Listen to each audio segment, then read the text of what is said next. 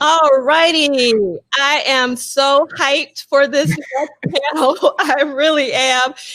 We actually started the panel a little early, so we are ready to rock very hard. But I want to introduce our reunion panel. This is the original panel from the Sign of the Times, SOTT30BK in 2017. We also got together for Love Sexy. We got together in the ATL for Bat Dance. And now we are getting together virtually. Oh my goodness. So these are some of my near and dear friends, even though Miles is more like...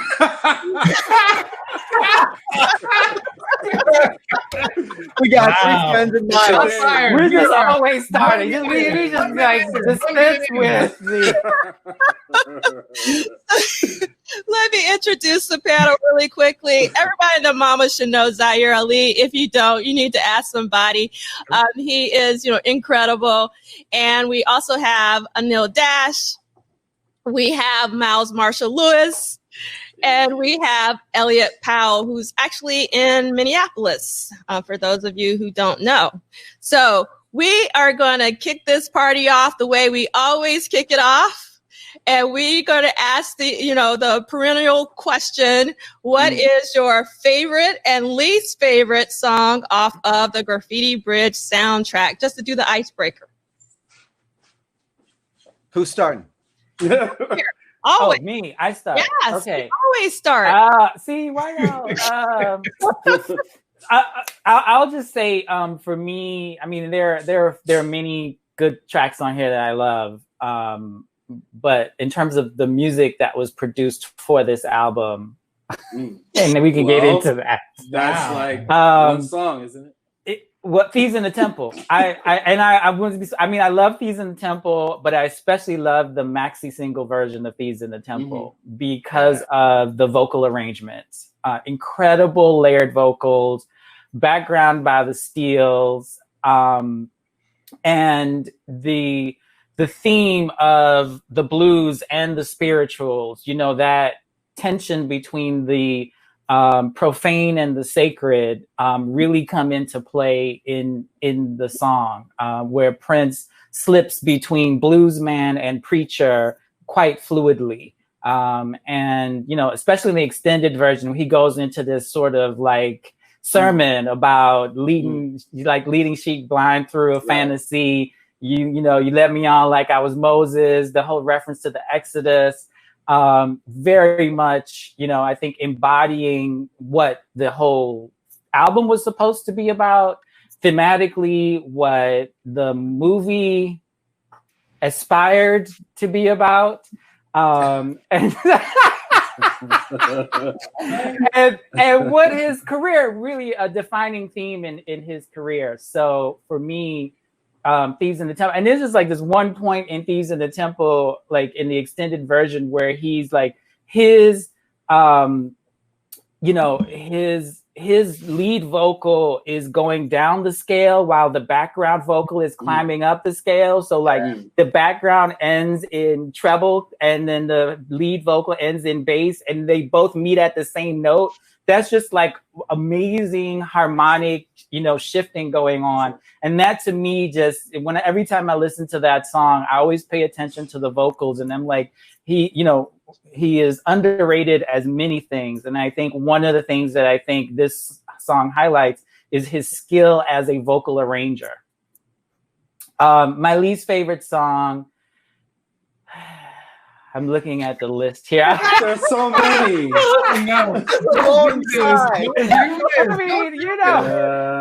would probably be Graffiti Bridge. It's schmaltzy and corny. I'm gonna leave it at that. So that's where I come from with that. Yeah. So Thieves in the Temple, Graffiti Bridge. All right, Anil. I do love Thieves in the Temple for all the same reasons, but my favorite is a sentimental favorite. It still would stand all time. It's my favorite Prince song. Wow. It is the one. It is the one that changed. Yeah. It is my favorite of all his work. And the thing about it was, until that moment, I always loved Prince, but at that moment I was like, oh, I still love Janet. I love Michael. Like I had a lot of favorites, you know. And that album hit me. It just came out in a moment, and I just heard that song, and I was like, "This is everything." This is like, and I think in retrospect, you know, and I was a teenager, and like, you know, obviously teenagers don't know shit, but there's like a real like, in retrospect, he had never so straightforwardly said, "I'm going to like adopt the gospel, tradition." And I think like Lovesexy was like, "Oh, this is my interpretation of." But it was like, yeah, there's a lot of other stuff in there too. This was like straight and just so powerful and so direct. And I still literally still get chills. And I think of like when my son was 2-3 years old, and I made a playlist that he'd go to sleep to, and he'd be like, "Daddy, put on the Boom song," because it starts with that bass kick, you know. And I was just like, you know, I remember not long after, you know, back in 2016, my son had been like 4 years old. I was like, put on the Boom song. And I was just like, yeah, it still is a healing and powerful statement. And, you know, I can also hear it with, you know, adult ears and be like, you know, the production is like a little bit over the top. And it's like not, you know, when you hear the live versions and you hear how soulful that was, like that's not there, but you cannot mess with that song. You cannot mess with the craft of that song. So actually, Anil, I have a follow-up question. I'm breaking our rhythm. So since Still Would Stand All Time is your favorite, you know, he replaced that song. He replaced the grand progression with Still Would Stand All Time. How do you feel about that replacement? What are your thoughts about, you know, the absolute right call? I feel like exactly like when Beautiful Ones replaced Electric Intercourse. I love Electric Intercourse and I love grand progression. Right. But I know what he was trying to do in those films, in those moments with those songs, and he achieved it. I mean, if there's a moment that you feel anything in the film, in Graffiti Bridge, it is only during that song. I mean, the rest of it is kind of hard to, you know, look at. But I was like, man, you can't even deny, even in that moment in the film, and he's got we were talking about this earlier, he's got the, you know, the sweatshirt draped off the shoulder looking like, you know, the Flashdance video, and he's got, you know, the whole thing going on. And yet, despite that, he gets in his Christ pose, and he sings that song, and he's got the light, and it was that thing that he was undeniable when he turned the light on. So I'm with Miss TLC. The Grand Progression is one of my all-time favorite songs. I think Still Would Stand All Time is super powerful, though. And Anil, I totally agree with you. You do actually feel something when you get to that point in the film. But we're going to keep, you know, going with our icebreaker question. And we're going to go to my favorite person on the earth, Miles Marshall Lewis. What's up? What's up? Your favorite. Let's and your well, okay, let's start with that. So I think my favorite might be obvious to people on the panel. It's Joy and Repetition. You know, I don't know if that's like the obvious choice. No one said it yet, but it tells a story, you know, lyrically, you know, from the first word to the last word. I had asked permission to be able to show this. This is the bootleg from like the first time that I heard the song, because I was already familiar, like a lot of Prince fans, I was already familiar with Joy and Repetition before Graffiti Bridge came out, along with Weekend Funk and Can't Stop This Feeling I Got, and at least one other song. And I was glad that it made the album. You know, people would come by my dorm room and be like, you know, what is this? And I would just be like, you know, it's the next Prince album. You ain't up with us, you know. And I was glad it made the record, and it was like pretty much untouched. I mean, it was untouched. You know, maybe the crowd noise in the beginning was altered or something like that. But it moved me. I mean, I love Prince, the rock god, you know, the guitar god, and I love Prince, you know, as the funk master that he was as well. You know, I love so many sides of Prince, but definitely when he performed "While My Guitar Gently Weeps" at that show, you know, and everybody was so amazed. I was like, well, that's just Tuesday for Prince, you know, like he did that all the time, you know, as far as I was concerned. It was amazing, but for me, he was always amazing on the guitar, and that solo in Joy and Repetition is fantastic. It's one of my all-time favorites, probably, and so that is my favorite track. My least favorite track, I've got a few. It's funny, you know, it's like, so I think what is it, Elliott? It's like my favorite song is always your favorite song is always my least favorite song. That's usually how it goes. That's been the pattern. I'm holding on to my chair right now because I have no idea where this is gonna go. No, well, this is gonna go to Anil because Still Would Stand All the Time is not my least favorite song. However, you know, Prince has meant so much to me, like all of us. You know, like I've cried to Prince songs. You know, I've cried to Purple Rain as a teenager, walking in the rain outside, thinking about, you know, some girl or whatever. I've cried to the Beautiful Ones. You know, after he passed, I think I put on Purple Rain, and that was the first time that it really hit me, and I had to, you know, go to my wife in tears. And I've cried to Sometimes It Snows in April, you know? And with Still Would Stand All the Time, I felt like he was reaching for that emotion, and it was a reach, you know, like it didn't move me the way that I have been moved over and over by other Prince tracks. I will say that I love it live. You know, I've heard live versions of it that definitely bring soulful elements to it that maybe weren't in the studio version for me personally. But that's not my least favorite song. I just wanted to throw that out there. My least favorite song, it could be like the latest fashion. You know, it just feels like, it feels like, yeah, you know, it feels like. And here we go. Here we go. Yeah, right. Here we go. It's like that's why you have favorite person. No, it feels like filler to me. I mean, I could pick Melody Cool. I could pick Wait. I could pick Graffiti Bridge. You know, like I just how you gonna put Graffiti Bridge and Melody Cool like interchangeable? Like what is that? I'm just not, you know, there are several tracks on this record that I just was never really in love with, you know, and I mean I'll go with Graffiti Bridge, just, you know, because I want to be liked. I don't like it. I don't like it any more than anyone else, and so sure, Graffiti Bridge.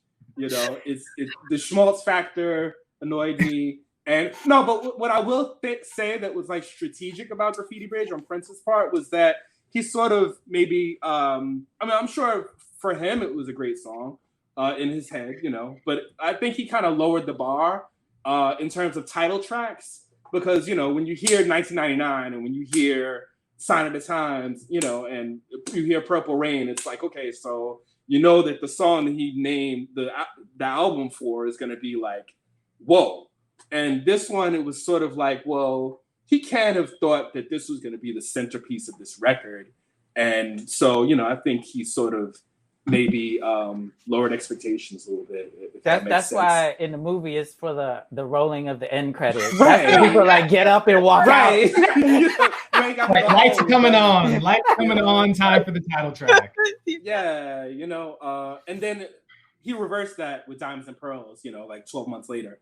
But still, for this, you know, I think that was strategic on his part. Okay, I'm breaking our rhythm right now, but I'm curious, Miles, do you like Diamonds and Pearls in terms of the album? That's a good question. Yeah, I do. Okay. I do. But you don't love it. It's not like one of your favorite albums. No, it's not. Okay. I think I enjoyed it a lot more at the time. Uh-huh. It tends to be one of the albums that I don't return to as much, you know. But you know, in real time, I had this thing with Prince where he was like such a hero of mine that I wanted him to knock things out of the park commercially, you know, and be the commercial force, you know, to Michael Jackson, you know, that I sort of wanted him to be or knew he could be if he cared to be. And with Diamonds and Pearls, it was like, okay, so he's trying to do that now, you know, and so I was like in his corner to do that. You know, to serve the purposes that the album, I guess, was supposed to serve at the time. Cool. Elliott. Okay. I'll start off by saying this is the first that Miles' sort of least favorite is not one of my favorites, in part because right, you already said that you're going to pick the title track, and I'll talk about the title track in a second. My favorite on the album is Weekend Funk. And Okay, so like I don't know how much time we have because I could go on for years about how much I love Weak and Funk. But I'll say this, right? That one of the things that I will push back on for folks who say that Weak and Funk with an N is a watered down version of Weak and Fuck. I don't, adhere to that kind of premise. I actually feel like Weak and Funk stands on its own and has its own meaning. And so for me, one of the reasons why I really like Weak and Funk with an N is that in that kind of transfer from Weak and Fuck to Weak and Funk, one of the things that I think is really fascinating is that it signals something that we all know, really sort of familiar about Prince, and that's his play with, through, and very much against binaries, right? And so like we have the Weak and Fuck, right? The kind of explicit, and then Weak and Funk, which is the kind of sort of euphemistic, right? And so that kind of duality that actually gets enveloped in the transfer from Weak and Fuck to Weak and Funk. That's one of the things that I think is like really, really fascinating about that particular song is how Prince actually is playing with and dancing around the explicit and the euphemistic. How can I, as Prince, make this transfer with from fuck to funk and yet still keep that same kind of sexual energy? And of course he keeps most of the lyrics, but I think also we just lost Anil. You'll come back. Okay.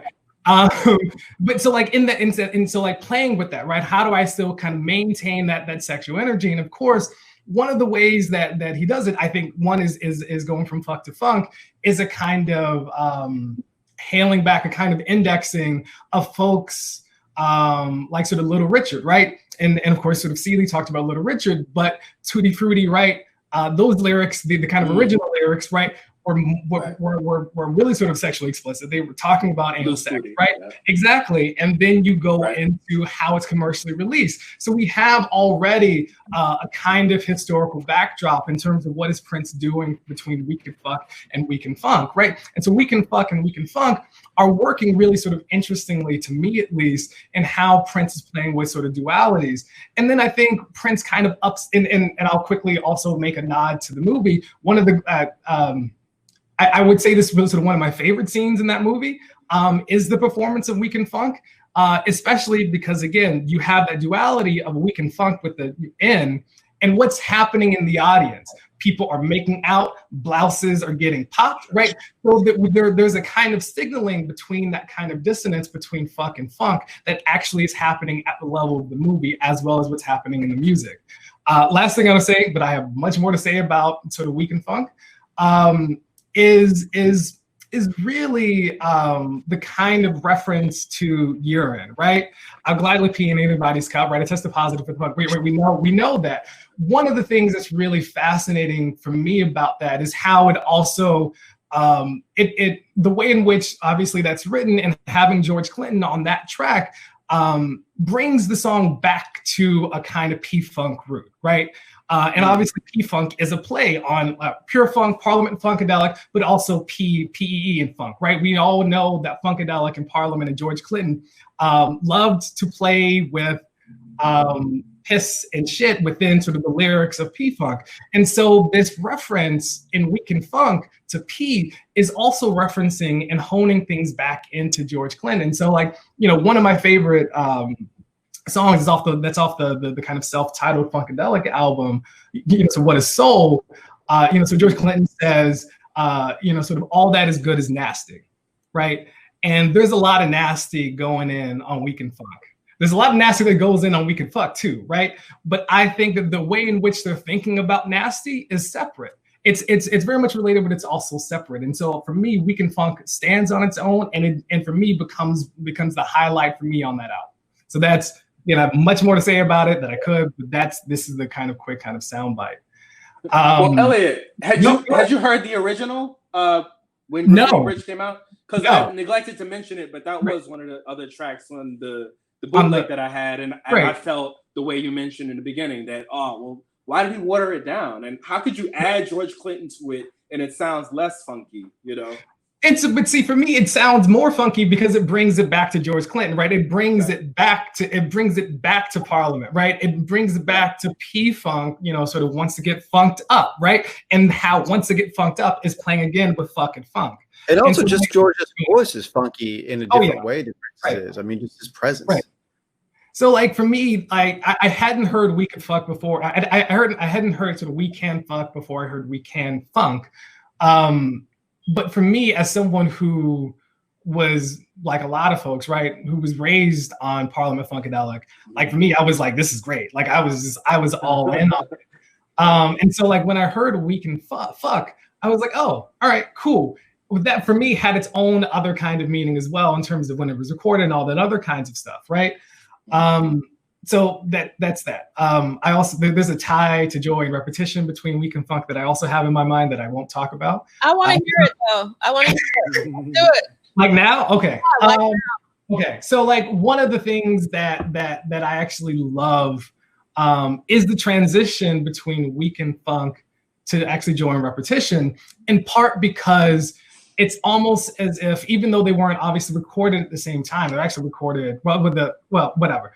I was going to say that when it's my understanding, right, when Prince started to kind of revise "We Can Fuck" to "We Can Funk" was like July of 1986, and the basic tracking for joy and repetition was June of 1986, or actually it was probably 87. Sorry, I might be off on the year, but they were only separated by a month in terms of what was happening there. But the transition between the two tracks is interesting to me because it's almost as if Prince carries over the kind of duality between the explicit and the euphemistic, right? Thinking about joy and repetition can signal a lot of things, right? One of the things that it signals is a rhythm of sex, right? But not calling it as such. Those two words, "love me," right, but also can be coded as "fuck me," right? So we can use the example of "We Can Fuck" as a kind of model here to go from sort of "We Can Fuck" to "We Can Funk" to "We Can Love," right? And using love as a kind of euphemism, right? That becomes another kind of thing. And so for me, those two songs back to back do really interesting work in how we think about Prince's play with binaries. So that's the thing that I think is really fascinating about having them back to back.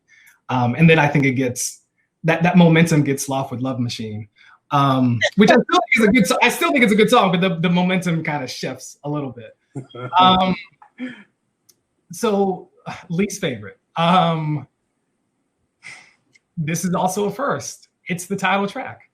And what I'll say about that is, for me, so Graffiti Bridge, the title track, how I experience it is how most Prince fam think about Arms of Orion. Like, I can't actually listen to the title. Like, the title track is the thing that makes me cringe when I think about it. I know, like, I'm not going to even look at what people are posting about this. Like, because I don't mind Arms of Orion. I talked about it last year. I don't actually mind that song. I like it too. We're all right. I don't. Yeah. But the title track is just, and I think one of the differences in Neil between sort of Arms of Orion and Diamonds and Pearls and the title track is that the kind of collective singing is the thing that I think gets on my last nerves. Like, it's the song for everybody to sing, and we're gonna get up and we're gonna hold hands. And that's what makes it even more cheesy to me than like a duet, right? Because a duet can be playful, all these other things. The title track is let's hold hands, do kumbaya, do that kind of thing. And so that's something I'm not really kind of into. And so like when I hear it, I'm like, yeah, this song is a song that's on an album. That's kind of how and for me, it sucks that it's right near the end, right? Because there's a lot of great songs happening near the end. And I felt like, why is this like here, right? I wish that it were a little bit higher in terms of the sequencing, right? Which, I've texted with Zaheer about. We've talked about the sequencing a lot about the album. So I'll stop there. I have so much to say. Oh my God. So I think I want to start my personal favorite. The stars have aligned. I actually agree with Miles for a change. Is Joy and Repetition. In fact, Joy and Repetition is my favorite Prince song of all time. If I had I don't blame you. to have one, it would be Joy and Repetition. And a very close second is The Question of You, because nobody's talked about that. And I, for me, sometimes, a couple of people say, why would you do a Graffiti Bridge symposium? I was like, for Joy and Repetition. And I mean, those two songs alone, like, merit a symposium. I'm sorry, but they do. So Joy and Repetition. Now, while I don't love Graffiti Bridge, I can actually listen to it as opposed to Arms of Orion. I cannot listen to Arms of Orion. I went in real time. I hated Graffiti Bridge. I mean, I hated that song. The song. And it was, the song. The song was awful. However, since I've gotten older and I've actually, I've come to understand what Prince was trying to do with Graffiti Bridge, the film. Mm-hmm. And actually, if you listen to the lyrics, and you know me, I don't listen to the lyrics because I said this earlier today, I'm 50 years old. I'm still trying to figure out what's just around the corner.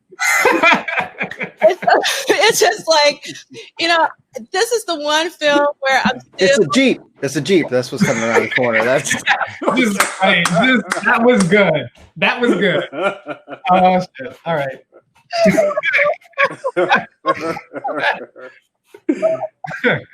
Oh man. I'm sorry. So Graffiti Bridge, I think the reason why I wanted to do a Graffiti Bridge symposium is that I really do want it to be critically analyzed and deconstructed and really kind of figure out what Prince was trying to do, because he obviously took the time to make this film. I think it was probably important to him at the time.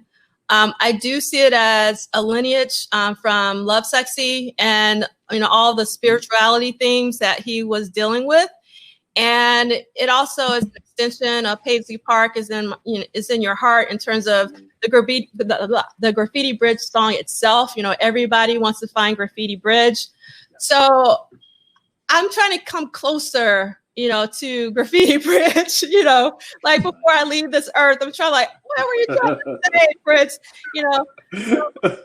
I can tolerate Graffiti Bridge versus Arms of Orion, which I cannot. I have to mirror Elliott's comments about Weekend Funk.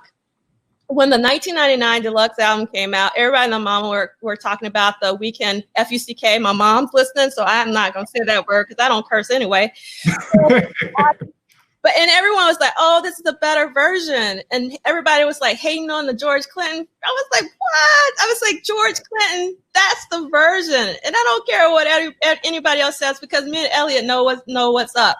Because, I really like that era. And, like a song like Soul Psychedelicide, when I got those songs, I was like, oh my God, Prince is really going into it because Elliott, I too grew up on P-Funk. And I was like, I feel it. I hear it. It's some powerful stuff. The groove is powerful. And the groove is very powerful for me and Weekend Funk. So I just wanted to say that. So I'm going to talk about my least favorite track, and it's going to transition into our next question.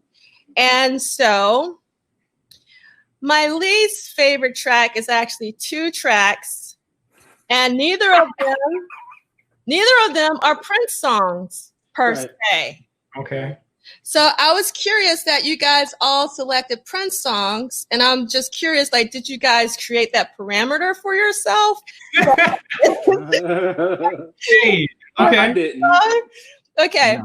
So the two songs for me, and I'll tell you why there's two and why I'm conflicted, and I do believe there can only be one, so I do need to resolve this on the spot. But I detest Shake. Yes. What? It doesn't sound like a time song. It does not sound like a time song. Like what's that one? The Love Machine. It's attributed to the time. It does not sound like a time song. Now, the reason why I hate The Love Machine is because that's the song that Jill lip syncs in the film, because Alyssa Fiorillo is doing the vocals. And when I saw that in real time, I was hurt. Wow. I was hurt. I was like, Prince, what are you doing? Why is Jill M.F. Jones lip syncing to Alyssa Fiorillo in this Love Machine song attributed to the time that doesn't even sound like the time? Like, what is up? And they got her dressed like Princess Leia and Jabba the Hutt slave. You know? Yes, not. Wait, and Ingrid lip syncs some of that too, right? I mean, It's a strange song. I don't like that song, but I think between the two, I think I have too many feelings around the Jill connection with Love Machine. That's the reason why it's like so charged for me. But I think it's not great. Oh, it's not. It's not. And they're not time songs. They're Prince songs that he put the time name on. Right. And I don't understand that, because the next question I want to go into, it's like, this is technically the first real soundtrack. We touched on this backstage. I was excited. Like, this was the first real soundtrack, because I was mad that Dez's Modern Air wasn't on Purple Rain. Right. I love that. Or anywhere else. Yeah. And then it's like, why Sex Shooter on Purple Rain? Obviously there was the Apollonia 6 song, but I just like, why can't he do a proper, soundtrack? So I was excited. But then when I got the album, the time songs don't sound like the time. But at the same time, I love me some Pandemonium. That album is incredible. And why didn't they perform Pandemonium songs in the film? Right. I was like, I don't. Some of those weren't even done when they did the film, right? Like, I feel like a lot of them came together, not the old vault tracks, but some of the other ones were later songs, right? Quite possibly. But also, like in the movie, right? Like the way that the time announces themselves, right, is very much an allusion to Jerk Out, right? That's how they announce themselves. So it would make even more sense to have Jerk Out on the soundtrack, at least, right? That would be a kind of option. Especially because that's the best song that came out of probably that whole project. Anyway, yeah. I mean, I like chocolate, but whatever. I love chocolate. They're up there, though. That you can argue. Yeah, that's what right, but you're right, though. That's good. Right. Yeah, I actually, I shouldn't say this. I shouldn't say this to you guys. I was a little sad that I'm not participating on the Pandemonium panel, because I wanted to be with you guys. But I just love me some Pandemonium. I think it's a brilliant album. I actually play it all of the time. All the songs, like every single song. I love Blondie, Skillet.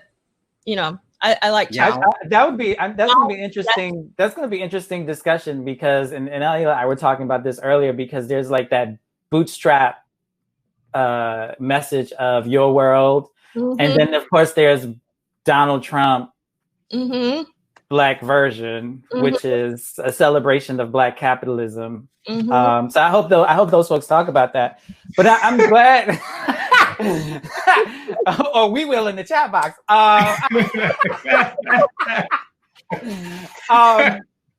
mean, because this was a soundtrack, it's hard to talk about this and not talk about the movie. And this is my confession moment. When the movie came out, I was too embarrassed to go see it in the theater.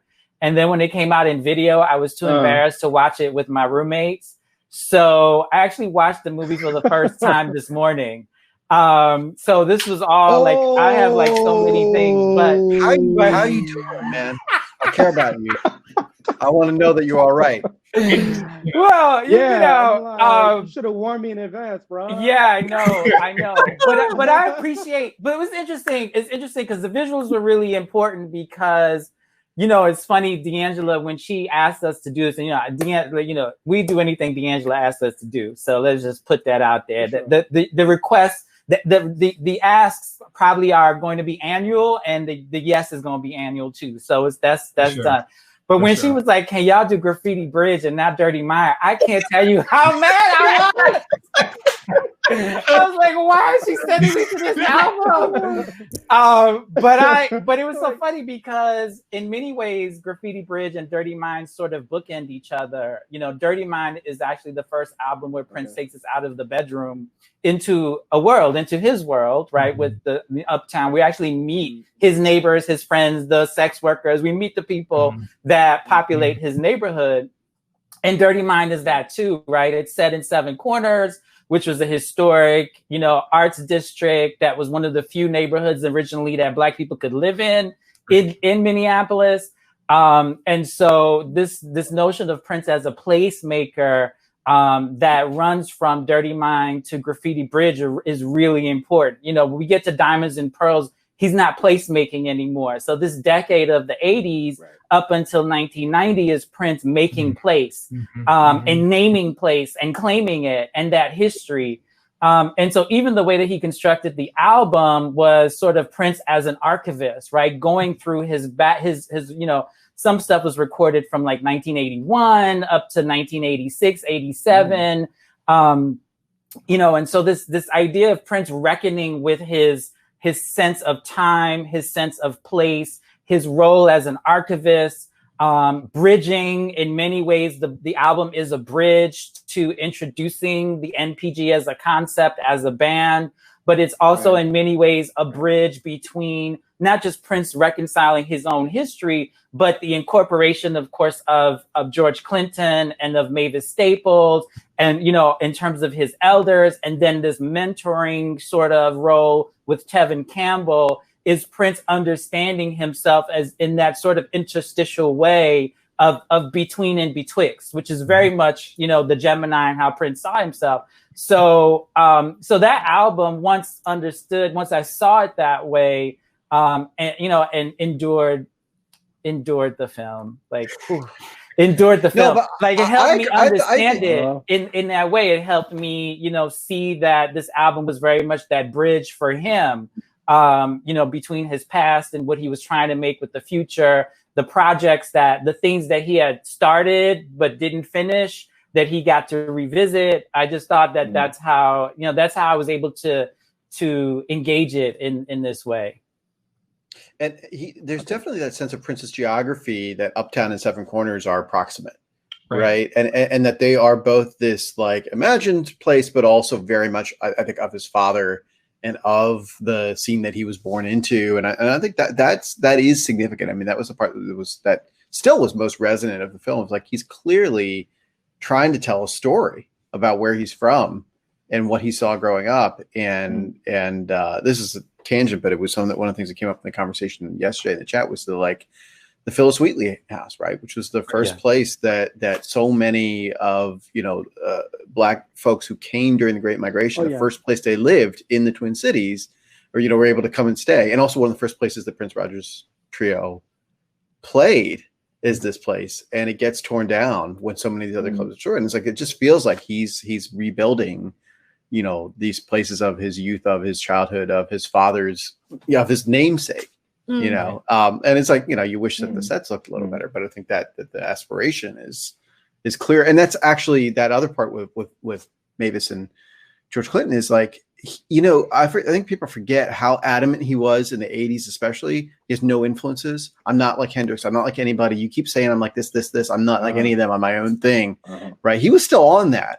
And then all of a sudden there's this moment where he talks about, I got a label. And like the first thing he does, George Clinton, Mavis Staples. The next thing he was going to do, Robert Johnson, you know, who's born like, you know, not even 100 miles from where John Nelson was born.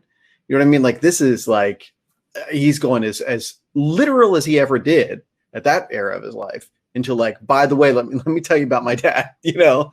And I thought that was the thing I couldn't see through in the film because, you know, obviously the film's very flawed, but that the music and the context of it does in a big way.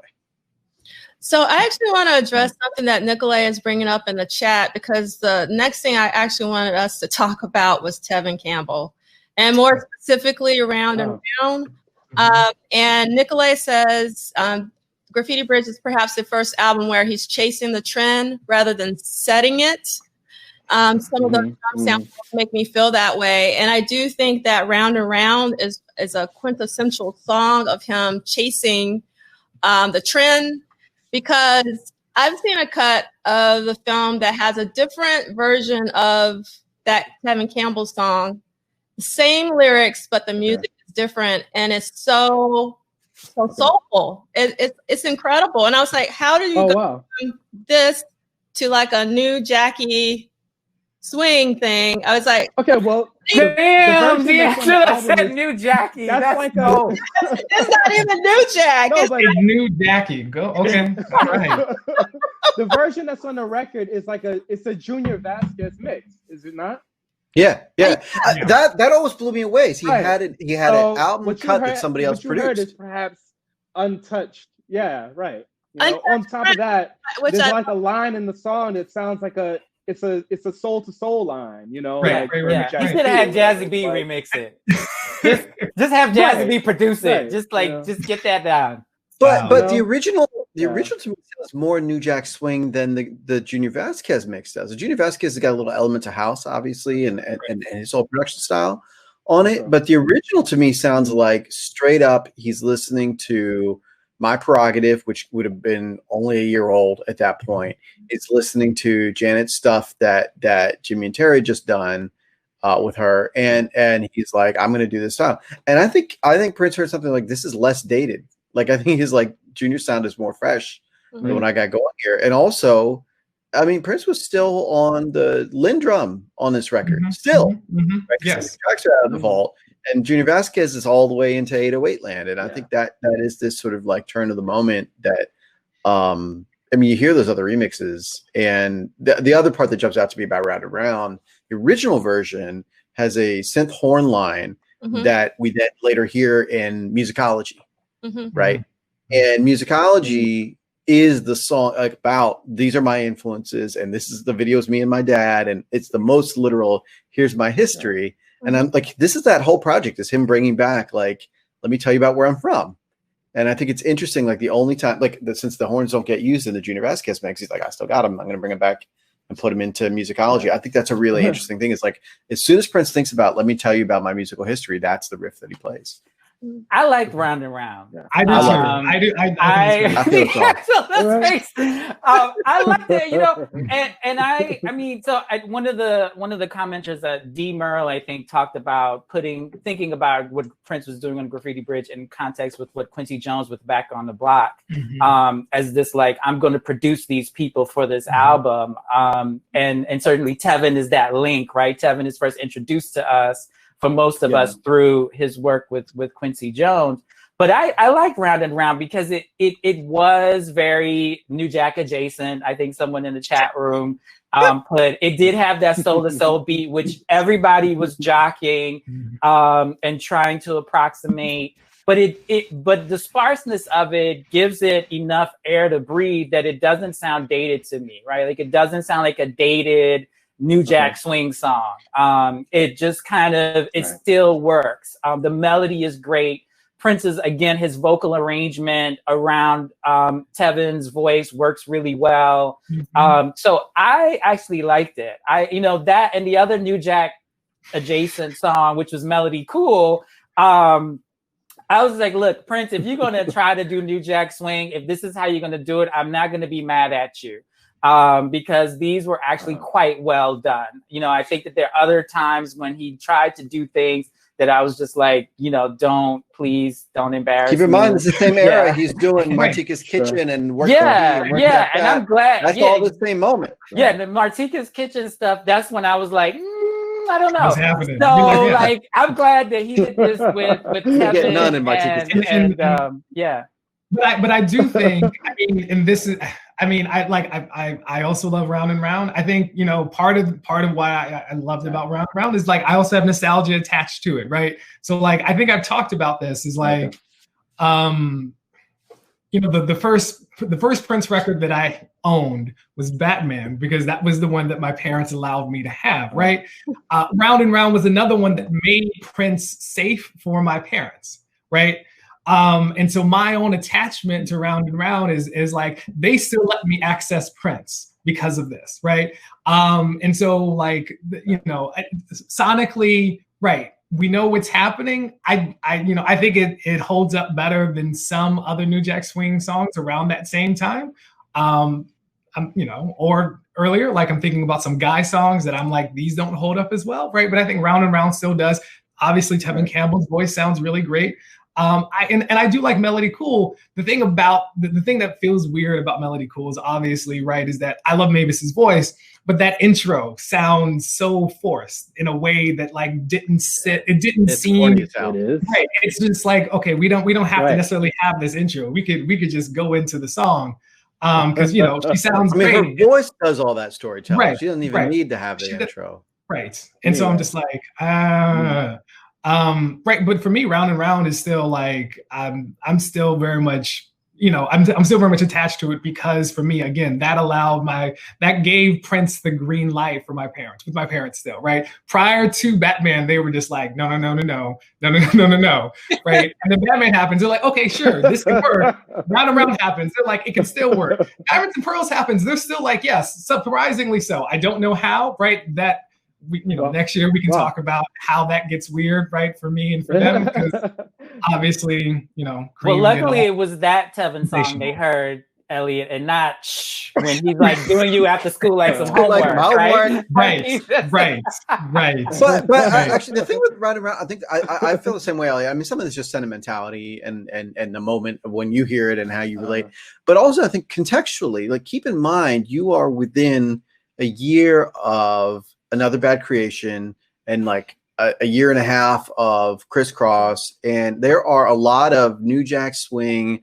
I think all of that old guard, whether because like Michael Jackson's putting Crisscross in his Jump video, or, a Jam video right around then, and they're all like, let me get some of this youthful energy of the hip hoppers. Right. Yeah, I mean, like everybody's like, I don't know what to do. Let me do what I can do, and I think in that context, you're like, this holds up as well, at least as well as Chilling at the Playground does, and is not cringe-inducing in the same way. And so you're like, okay, that's cool. The other part, I think about with and then Tevin doing his whole career, right, his whole albums and stuff, was just like, this was also the last time Prince made a hit, and that was how a new artist broke.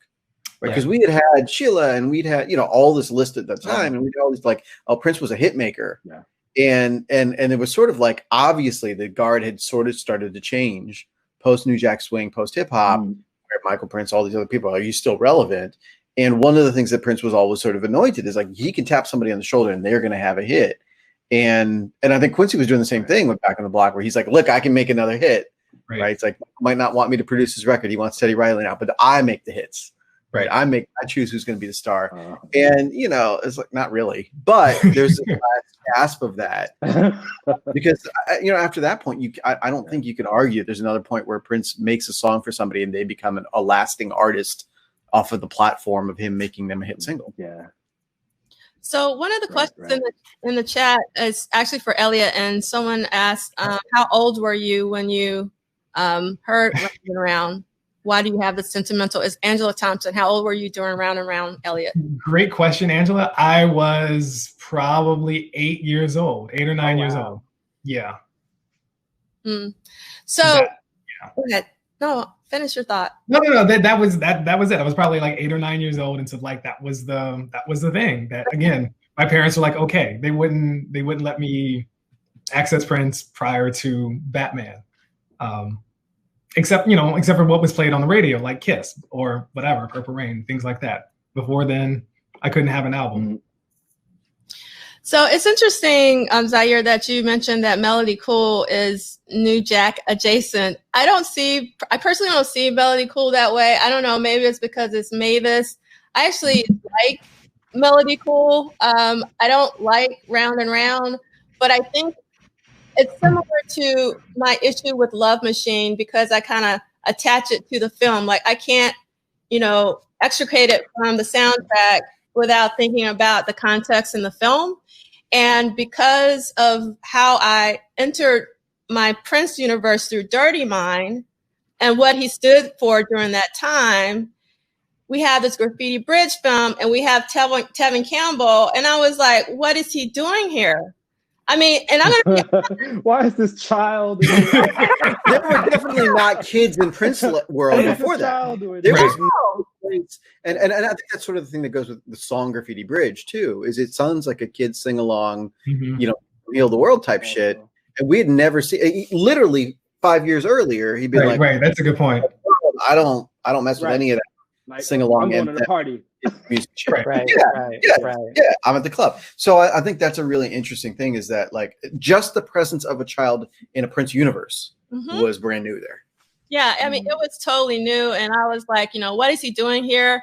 I had the same response with the Revolution. I was like, Prince don't need nobody. I mean, it was just like no, I'm serious. I mean, I'm doing it in real time. I mean, obviously the Revolution is great, and I love the musicians and stuff. But like, you know, Prince don't need. And then like Tevin came, and I kept feeling like he was trying to, you know, catch the commercial wave, and I know that he had to in order to survive.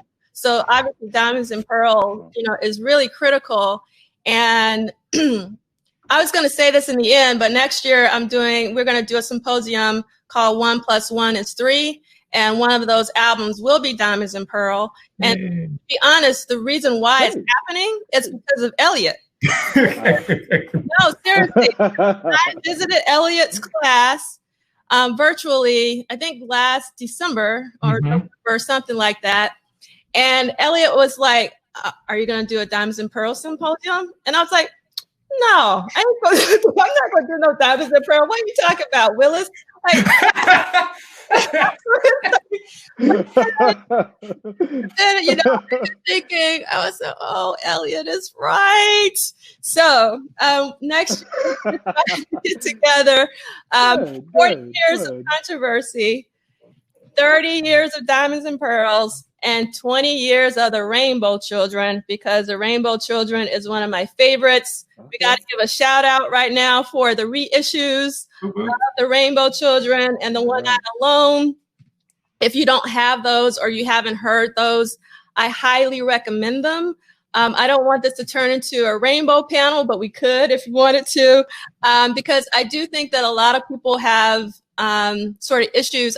Actually, we can tie it to Graffiti Bridge, because again, it's with that lineage of spirituality. And I do think that Graffiti Bridge was literally the bridge in terms of, you know, that spiritual thread that Prince was, you know, discovering in his personal life and trying to, you know, connect it all. But a lot of people have problems with the actual lyrics. They have a problem with I call it the reverse Camille voice, you know, in the on the Rainbow Children album. But Bob George voice. Yeah. Yes, the Bob George. But I think the musicianship on that album is work that fat.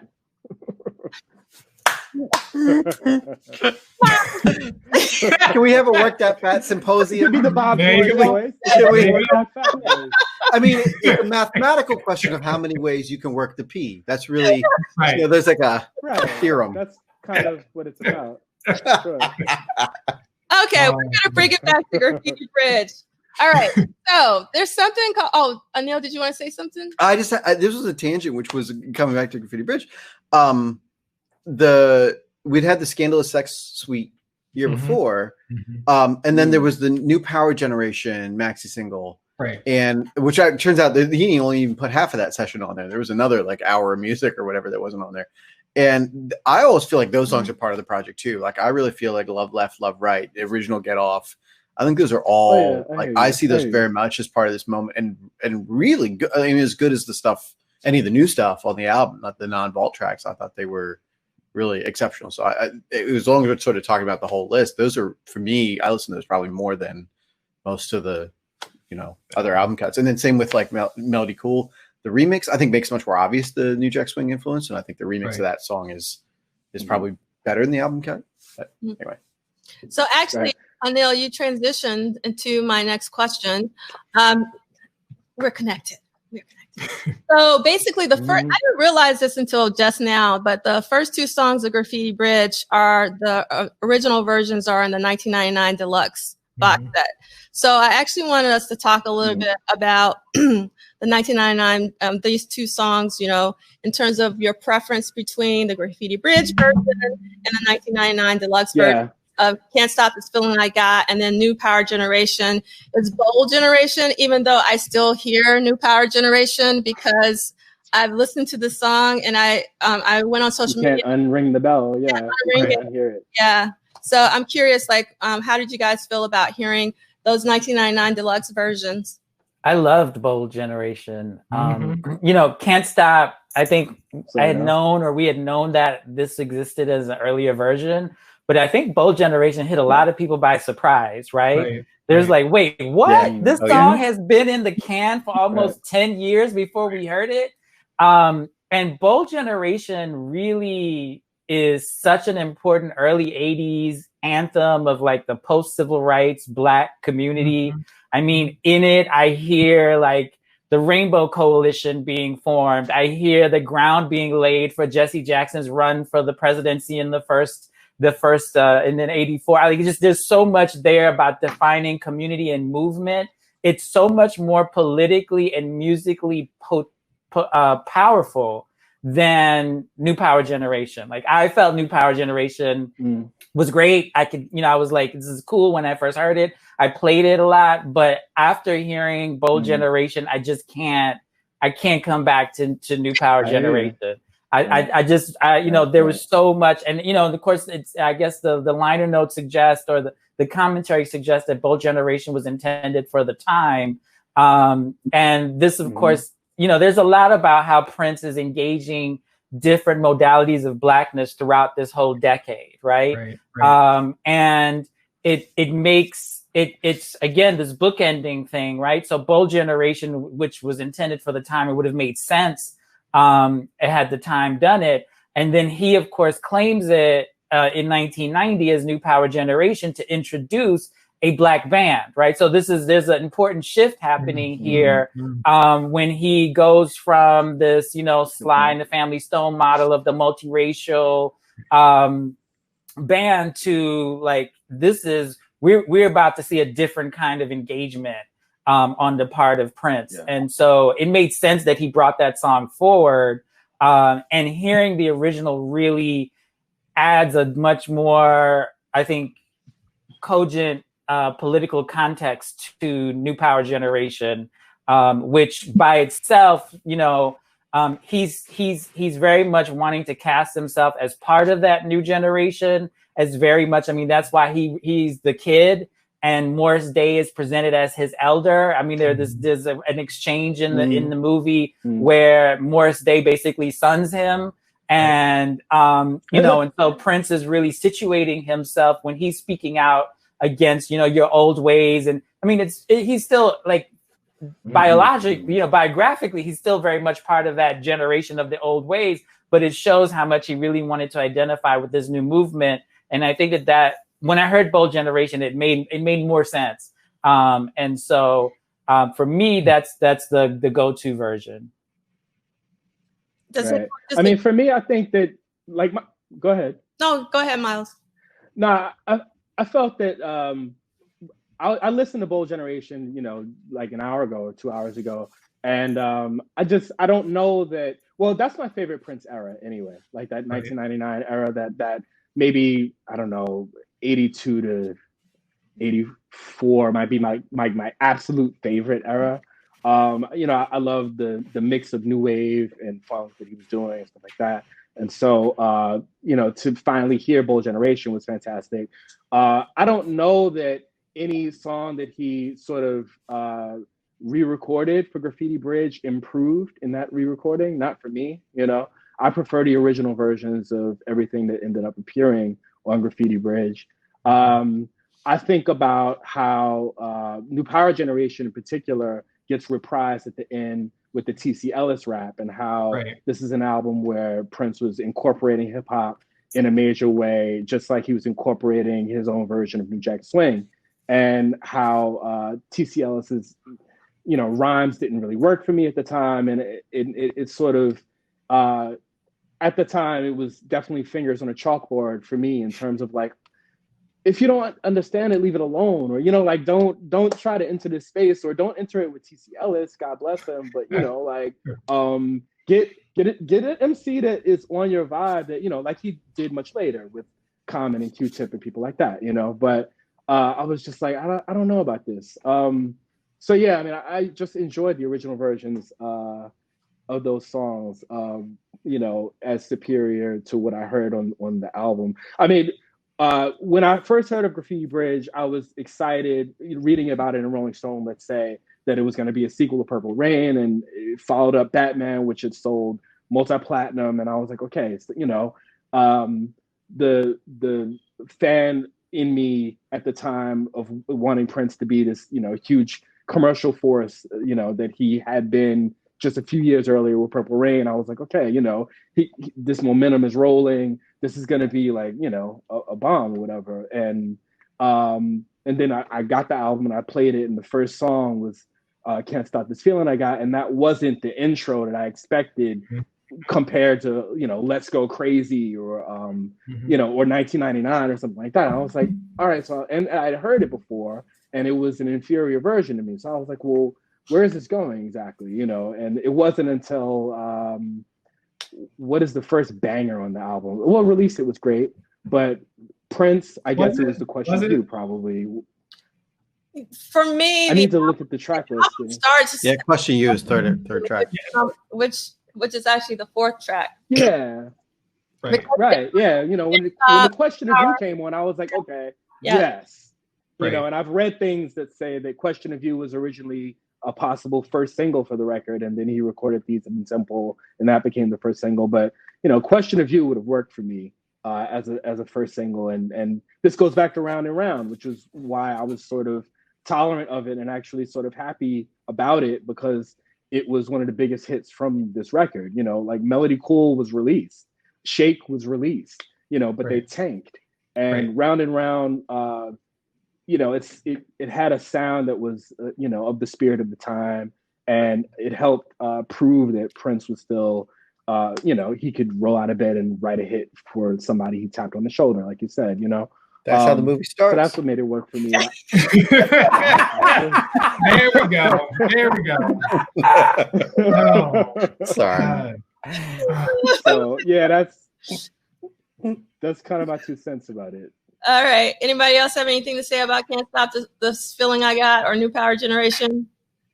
Oh, so I'll say this. So I prefer the earlier versions, right? I prefer the ones that appeared on the 1999 re-release.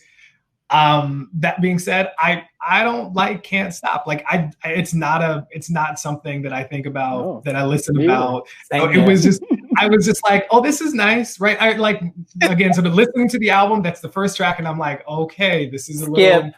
I'm not gonna skip. First track? I don't skip, like, because I am someone, as I have to always tell my students, like, listen to the whole thing. Do not skip. Do not shuffle. Do it from beginning to end. Do the whole thing. So even, like, as I've been listening, I'm like, I'm doing it still, you know, from start to finish. I'll go to my favorite songs later, but, like, if I want to sit down and listen, I got to start from the beginning. And, you know, so, like, I heard it, and I was like, still, it doesn't do anything for me, but, like, really, you know, so Zaheer says, Bold Generation that was... you know, it's heat. It is incredible from start to finish. Like it starts off, and you already know, like within the first second, right, that it's about to be a hit. Like, you know that's a song that's just gonna blow you off your ass. and so, like, I was a little bit salty thinking about New Power Generation. Where I was just like, but what happened, right? If we're thinking about, again, the transfer from Bold Generation to New Power Generation, and sort of We Can Fuck to We Can Funk, right? They're actually not equal at all in terms of how they're doing it, right? You can clearly say and make an argument, for me at least, that New Power Generation is a sort of diluted version of Bold Generation. Again, like I said earlier, I don't think you can make the same distinction between We Can Fuck and We Can Fuck. But the Bold Generation, New Power Generation, it's like night and day to me. I mean, Bold Generation wants you to get out in the street. You know what I mean? Like, that's like, Bold Generation is like, I'm ready to go. Right. I know everybody wants to get on to Elephant Flowers. I'll just tag in real quick on a couple of these things. I think one, Can't Stop, I sort of felt the same. Like, it's fine, but I actually felt like he did a lot of things in between the sort of rockabilly and new wave spaces he was playing with a lot in that era. There were a lot of them. And none of and you know, I mean, even you can go all the way into the 90s with Court in Time almost being sort of in that vein of what he's doing, but you know, certainly, you know, Horny Toad and Delirious and whatever. And like, this is kind of one of the weaker ones of that cohort of like, okay, I got it, up tempo, yeah, yes, you did the thing. I actually don't think even the album version is that much worse or different than the other versions. I think they're all kind of the same to me. Bold Generation was really, really interesting to me for a bunch of reasons, but the ones I'll sort of share, you know, one was just seeing his production change, hearing how he used his old tracks. We never get, like, contrary to most other major artists, like you can get the stems and hear the breakdown of all the tracks. I think the only ones I've heard from Prince have been maybe Let's Go Crazy and be able to hear the different tracks in the mix. And so hearing the work of him in the studio, of what he kept and what he re-recorded. I mean, to have Morris on the drums and be like, no, I'm just going to put this drum machine here. You'd be like, well, that's a choice. You know what I mean? Like, it's not true. I'm not a genius and you are. So let's see. And I think that was really, really interesting. I think there's also the difference between Prince at the beginning of the 80s versus Prince at the beginning of the, you know, at the end of the 80s is this, the, who he's speaking to, who the we is. And we are the Bold Generation. We are the new power generation. Right. And I think that's just such an interesting, and it's like the difference between a guy who's like on the way up and a guy who's has been as big as it has been to the mountaintop. You know, I mean, I think that's such a, and you can hear it. You can hear it in the song. You can hear it in what he's calling for. But also the idea of like, oh, I got a song for that. That's almost what I hear now in new power generations. Like, oh, I got a track for that. We're gonna use this phrase.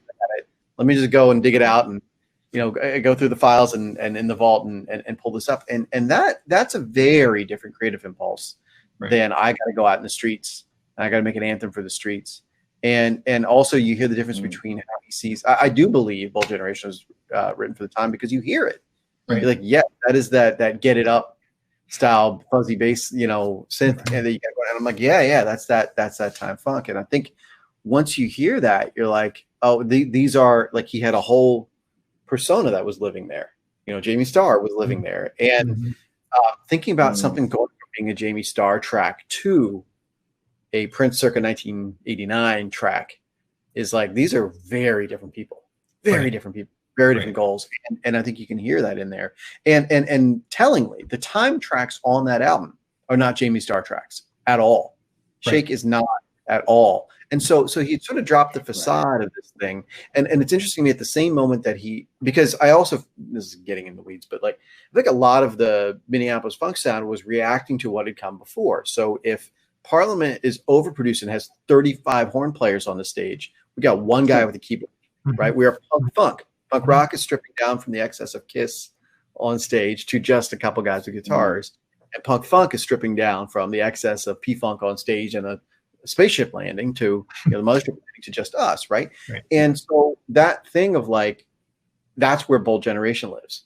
Fully in, F those guys. We're not putting all those people on stage. We're stripped down, literally stripped down in our underpants up here. And that's a really, really interesting sort of bookend where he's like gone all the way to the other side and been like, I'm fully embracing literally George Clinton on this record. And now I'm back into like, I can bring all these sounds back in and I have real horns now, not replacing them with synths. And I think that's like, that's kind of all the things I hear in there. And I do, the last thing I would sort of say is like, we talk about the difference between Dirty Mind and Graffiti Bridge. Dirty Mind, he's in his underpants. Graffiti Bridge, the These in the Temple video, he's got him back to the thigh highs and the bikini briefs for the first time at that point in years. Certainly the first time it's not big. And there's this nod, right? It's like, I'm in Minneapolis again. I'm uptown, up, you know, Seven Quarters is in uptown, and here I am again. I think that's a really, really interesting echo. Yeah, as Stephen Fullwood said yesterday, the panties are pivotal. Panties are pivotal. It's a great line, Stephen. That was fantastic. Shout out to Stephen. So the crowd is going to get super angry, particularly Portia, because I actually do want to go back to New Power Generation, but there's a lot of conversation in the chat right now about Elephant and Flowers, which Arthur Turnbull says is Black Boy Joy. So I'm curious to hear of how you guys think about elephants and flowers. Zaheer, you see that face? Steve's just like, I mean, I'm, you know, I wasn't a fan of it when I first heard it. Oh wow, really? You know, it didn't speak to me, and I came to appreciate it. But like Miles clearly has a lot to say about it. So, you know, like Miles is frozen with look of surprise. You knocked him off. You got literally knocked him off. Miles was like, the lightning is going to strike, so let me get out of this room right now. Because clearly, you knocked him off the panel. You literally knocked him off the panel. What you do? Here we go. Miles, internet is canceled. I'm back. Before, you know, I get any more daggers thrown at me from you or the chat box. I was like, okay, I wasn't into it. I wasn't, you know, at that point when I first heard it, I wasn't needing my spiritual framework from Prince. So the songs where he really overtly went there were not what I was looking to get from him at that time. I've come to appreciate it. You know, I kind of enjoyed it when it was performed on the Graffiti Bridge movie, which I watched for the first time. I want to share with you a review from that I read while I was like going through, and it said, quote, "The outfits and the face paint he wears make him look like a clown, especially the loose black and white checkered outfit he wears for Elephants and Flowers, which looks like it was plucked from a Harlequin." So like, I didn't say that. I'm just saying like, that was what, you know, that's how harsh that response was. And, but I was just like, oh, this is a cute song. I honestly never listened to the full thing. I thought, because I kind of had listened to Graffiti Bridge, the title track, and it did sound like a children's sing-along. Elephants and Flowers sounds like it's something that belongs in the preschool, you know. Yeah, but so does Starfish and Coffee. It's a sing-along. Not in the same way, though. It's not child. It's not like childlike innocence. I mean, I had the same, like, when I heard Elephants and Flowers back when it first came out, I was like, I don't know about all this. Like, Zaheer, I felt the same about, like, I don't need to hear this from you right now. That's not where I'm at in my life. But also I was like, this is kind of corny. And I'm not going to, I was going to tell the story about when I first watched the movie, but I do that later. But it is. Go for it, Neil. Go for it. All right. So I grew up in a small town, rural Pennsylvania. We were the only non-white family. So Graffiti Bridge did not play in theaters in our town. So I waited very eagerly for it to come out on home video. Back then it was many months later, no streaming or anything like that. I got the video, and there was a young woman I was acquainted with and friends with who also enjoyed Prince very much. She would like record B-sides for me. I would record B-sides for her. We'd trade tapes back then. That was a thing. And I thought, since I was sweet on her, I would invite her over and we would watch Graffiti Bridge on VHS. And we did.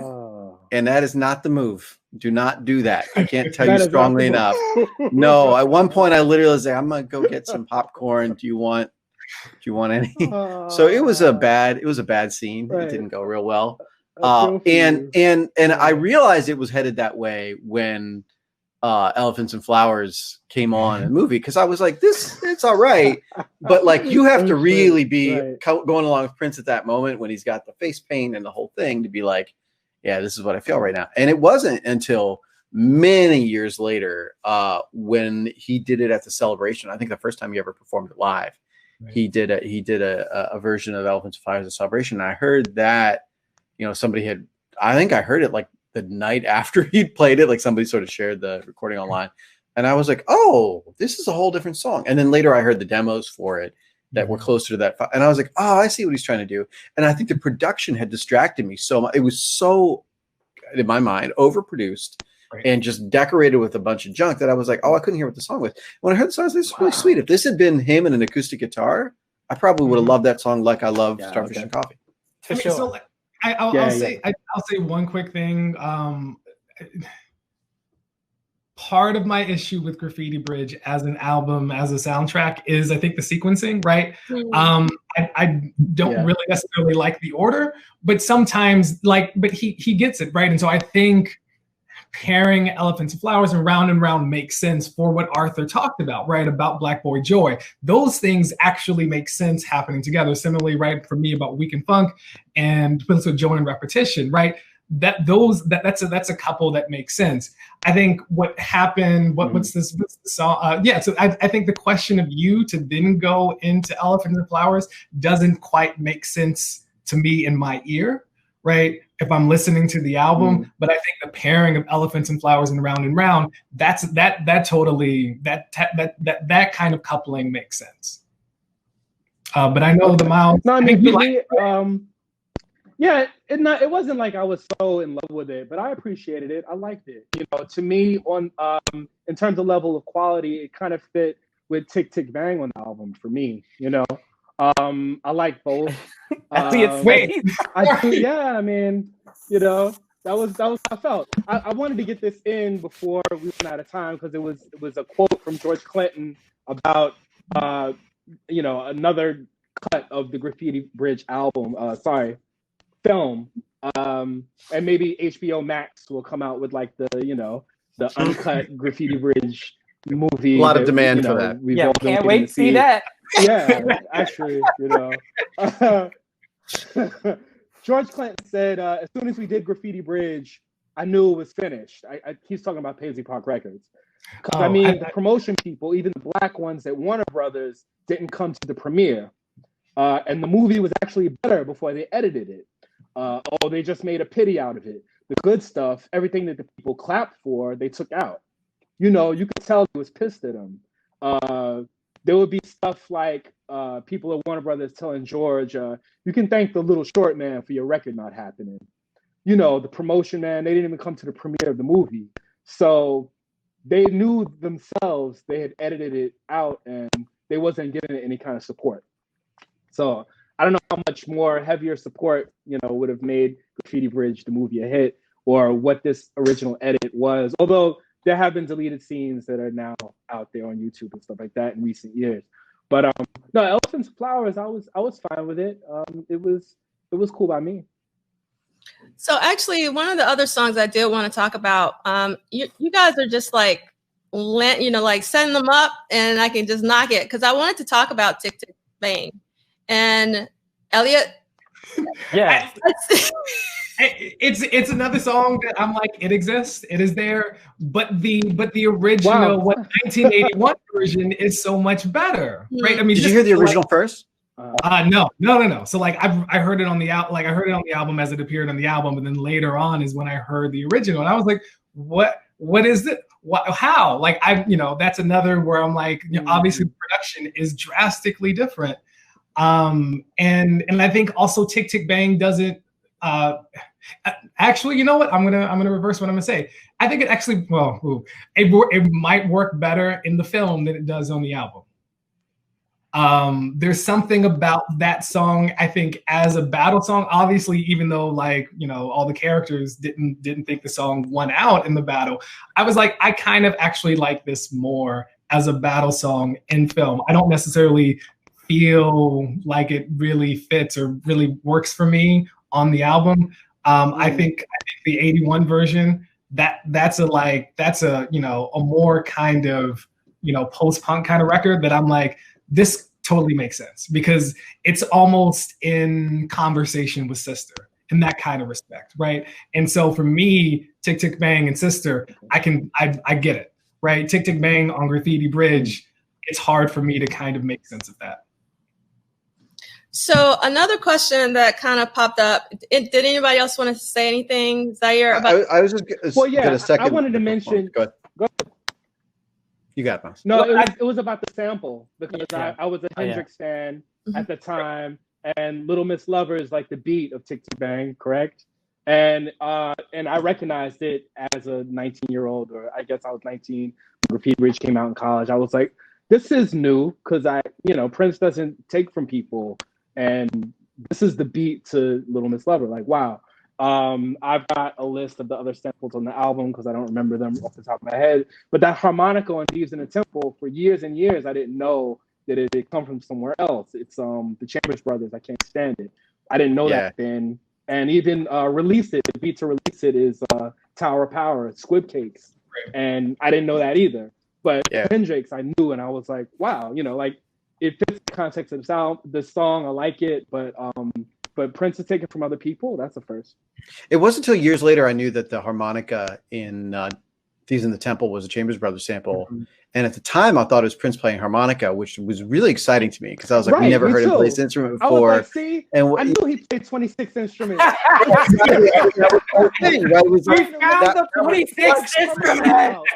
He's on the harp, he's on the harmonica, whatever. And I was like, oh man, it's a symbol, a sample. And I was like, I don't think we ever heard him play harmonica on a record. And I was like, man, that was the one I wanted because it's such a soulful sound in there. But coming back to Tick Tick Bang, I liked the song. I just thought it was so weird, and it reminded me in a good way of Tambourine and Dance On, of like this like weirdly percussive breaking, and even to some degree like anti-Christian. Like I really liked, and obviously you know if we look at Ballad of Dorothy Parker, anytime he has these beats that are really just like, what is he doing here? I really like that. I do think the performance in the movie is actually one of the highlights. Right? He's just like. You can't deny Prince performing. Like he just is so good. He can kind of elevate anything, you know, whatever the script is, what it is. But I think that was what was again striking to me it wasn't that much longer until they started, you know, we started tape trading the early demo version, the 81 version or whatever. And it was again striking me. I was like, these songs have nothing in common with the lyrics and the name. These are different songs with the same name. And at the same time, I had just realized that Latest Fashion and My Summertime Thing were different songs, you know, the same music, right? And so it's like this opposite point. It's like he used to be like, I have so many ideas, I could take the same lyrics and make 10 different songs, right? And this was the inverse, which is like, I'm going to take 2 songs. I don't know why he did that, but like, and they're just completely different lyrics, but they're the same song. And I was like, there's a real inversion of the like, I have so many ideas, I can't capture them all, to like, I'm going to spread my ideas out over multiple records. Zaheer, what did you say? I said that still confuses me. That whole My Summertime Thing and the Latest Fashion. I'm like, what? I don't understand what that was. I don't get it. Yeah. Stay tuned for tomorrow on the Panelists Roundtable. Yes, Panelists Roundtable. You better bring it. So we're down to 5 minutes, and I actually wanted to address something that came up in the chat, but we don't have time. But I am going to mention it because I wanted actually Miles to talk about it. Someone wanted us to talk about TC Ellis. But sure. I'd love to talk about TC. What are we gonna say? What's the question exactly? The question is just talking about, you know, like the question was like 5 years ago in terms of like where the chat can't really find it. But the person was really adamant, and I didn't write down the person's name. So maybe chat, if that was you and wanted to talk about TC Ellis. What I sort of, I made an assumption, and you know what Three Stooges say about making assumptions, but I assumed from the question that they wanted to talk about how Prince was adopting, you know, hip hop more and more into his music, and why TC Ellis, why Tony M, like, and we kind of touched, I mean, I know we've touched on this on the podcast, you know, for our grown folks music. Zaheer, we really went into it. I can't remember which episode, I think, do you remember which one? What we might have been a Black Album? I think it was the Black Album. Black Album. That's right. It was the Black Album one. So that person who posed that question, if you really want to hear about TC Ellis, we go a long time about TC Ellis and that particular episode, the Black Album on Grown Folks Music. So did you want to speak to TC Ellis? Because I know that you speak. Well, I mean, I would plug an article that I wrote for soulhead.com where I interviewed TC Ellis and spoke all about Prince's connection to hip hop during that period of time. It's all there, and it's all in the Black Album podcast, you know. But I mean, basically, what TC Ellis does in the movie in terms of hounding Prince until finally Prince puts him on, that was reflective of what actually happened between the two of them. Because TC Ellis was somebody Prince knew, you know, from the mid to early 80s, and was trying to convince him to do hip hop and incorporate rap into his music, and finally Prince did. Like that, and he had been a genuine pioneer of hip hop in the Twin Cities too, right? I mean, he really was old school. Yes, definitely. Yep. Yeah, right. He had independent songs. Yeah. Yeah. So we're down to our last 3 minutes, and I actually wanted to talk about this when we were talking about New Power Generation, but everybody and their mama wanted to talk about Elephants and Flowers, and I would not deny you guys of that privilege. So I would have my new power generation sort of rant into less than 3 minutes. Now, you guys already know that Prince doesn't need anybody in my book. However, when I started listening to Prince, and I'm talking about real time, I'm talking about 10 or 11, and I heard, introduction of the new breed, and I was like, okay, new breed, I could be a part of that. Right. And then when the revolution came along, it took me a while to get acclimated, again, because Prince don't need nobody. But I was like, okay, the revolution is kind of cool. Obviously, the Love Sexy band came, and I was like, yes, this is what I'm talking about. But this actually is the introduction of the new power generation in terms of real time. This and I got really just perplexed over the years why he retained the name, the new power generation, how he used the acronym of NPG, and almost all of his bands up to the point of Third Eye Girl were incarnations of that band actually lasted longer than any band. And I always thought that the new power generation was cheesy. I was like, why? I don't want to be a part of the NPG. I'm talking about in real time. I was like, I want to be a part of the NPG, And so when I heard Bold Generation, I was like, what happened? I mean, because it was like Bold Generation was incredible. And then we transitioned to the new power generation. But not only did we transition from Bold Generation to new power generation, but we were the new power generation for decades. Like, I just did not understand it. Can some of you guys enlighten me?